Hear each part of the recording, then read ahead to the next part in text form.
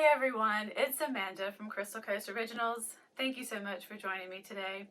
Before we get into the video, I wanted to show you guys the dried results of the painting that you will be seeing today. It is a Shelee style swipe and spin, and it is on a 16 by 20 inch canvas. And I'm really liking the way this turned out.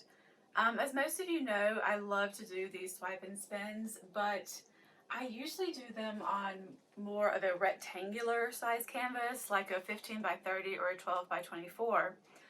But I wanted to give this one a try to do it on more of a square shaped, and I'm really liking how it turned out. I think it would be fun to experiment with more square shapes and, you know, place the line different directions, different ways.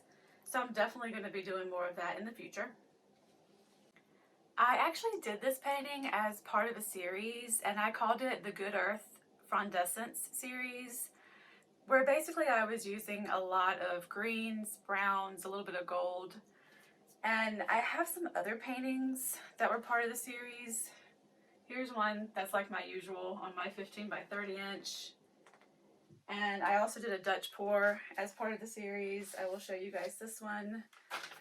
Some of these I did not record, so I do not have them on video to show you guys, but if you're interested in them, they are available in my Etsy shop, and I will leave a link in the description box so you guys can check those out.